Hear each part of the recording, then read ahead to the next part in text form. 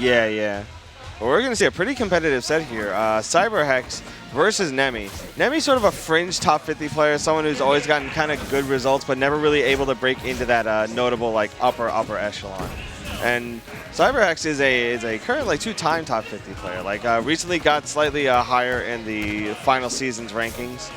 I think finished off the life of the game with a sub, what was it, I believe like a 40th or something? Like somewhere in like just around like the high 40s. For sure. This time I think it was not really in question. Cyberhex was in a pretty good position for top 50. First time around it was pretty close. She was on the sort of borderline of will she get it, and she did end up getting it. Yeah. But I think she's pretty much solidified herself as someone who's in that top 50 conversation. Maybe not at the absolute high end, but definitely a player to watch out for at tournaments. Absolutely, and the Clairen is more or less the reason why they're seeing so much success too. Yeah, I think Cyberhex, of course, has the two characters, the Clairen and the Ellie, but I think more and more we see the Clairen a lot more from her. Sometimes she'll have an Ellie day, and the Ellie will pop off, but it's more and more, I think, the bread and butter is the Clairen. Yeah, I think the Clairen's been more consistent and given a lot more success, so I honestly don't blame her for kind of committing a little more time to it. Nemmy, on the other hand, has had a sort of a back-and-forth career with Kragg, like a sort of love-hate relationship in some ways, whereas they were, for a while, playing Olympia, I believe, and both here at the locals and in tournaments, too. And she still does have the Olympia. I guess it's a Kragg day today. I do know she likes Kragg versus Clairen. Yeah, it could be a little war of attrition sometimes with Kragg versus Clairen, where like whoever kind of gets the lead is able to kind of dictate the pace, and if something like that happens, you can outlive those traditional kill percents and really make Clairen struggle to kill you. It's crazy percents you can live to. And I think exactly. The Kragg combo game really works on Clairen. The rock, it's one of those things that you can really count on. I think Olympia, one of the issues in this particular matchup, nice spike. Good spike, good spike, good reversal. One of the issues for Olympia is she can be a little stubby, and Clairen's got a big sword.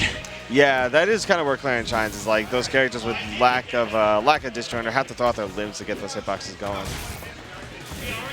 And that might be honestly why the Kragg we're seeing is out right now, is like you have a projectile, you have pretty fast and good burst options to really snuff out a lot of the longer ranges that Clairen might want to play around. For sure. And in this case, you know, it might not have worked right away. Cyberhex was using the platforms to great effect to really kind of sneak in and get around it. We weren't seeing too many anti-airs from Nemmy, but you never know, because Game 2 might honestly change a whole lot. Like, you get some information. And that one looked pretty comfortable, but what I'll say in this matchup, we saw a lot of times the stocks go up really high percents.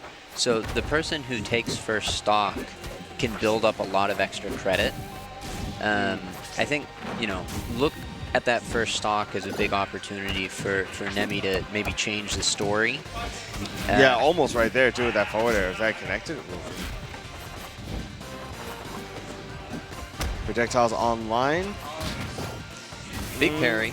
Yeah, huge parry. Honestly, like, that is one thing that I like. I play Kragg a little bit, but my general rule is that, like, I assume that my opponent is smart enough to, like, parry the down B.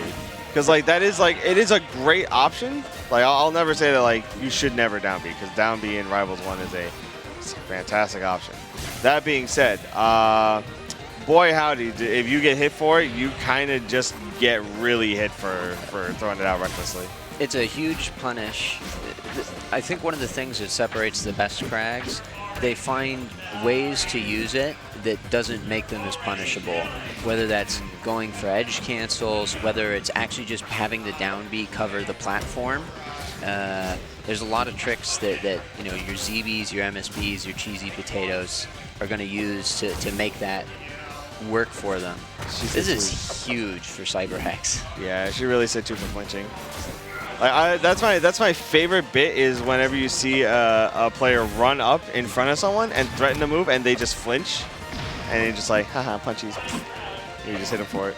But Nemmy able to take the stock, and this is like, again, if we see Nemmy able to survive for long enough, then we could possibly see like a swing in how the percents and how the game kind of flows around. Because again, 155, you're kind of stretching the limit of like when you're just going to have to get a raw hit, you know, to kill. Yeah. Especially in the case of Clairen. And I think the scary thing for Nemmy here is that everything will potentially kill. We see an F-tilt, not Clairen's usual kill move, but it's going to do the job at 170. Exactly, yeah. All right, great punish with that rock there. I would like to see a little more rock, because I feel like the projectile game is super important against Clairen. Like if you're not gonna force them to think about using the counter, or at the very least parrying the projectile, then you're giving them so much more breathing room mentally to just do more things. For sure. I think without the rock, it's kind of just the Clairen spacing game. Yeah, exactly. And they don't really have to think about, oh, do I have to dodge the projectile? Should I be plat camping? Should I be doing this? Like, they can kind of just focus more or less on how they're playing neutral and how they're punishing. Yep. Which is a very, like, it's an easy game plan to not really put too much mental stack into. Okay, it's a nice snare. There we go. I hope they can't hear us. That would be really awkward mid-set coaching. You'd be like, throw rock more, and then they just start throwing rock more. It's like... At least when I was back on side stream, I don't think they can hear the commentators. It's yeah, I figure, yeah. It's just funny. It's a funny thought that popped up. Oh, that is insane. All right, and that is it. A very interesting way for that set to end.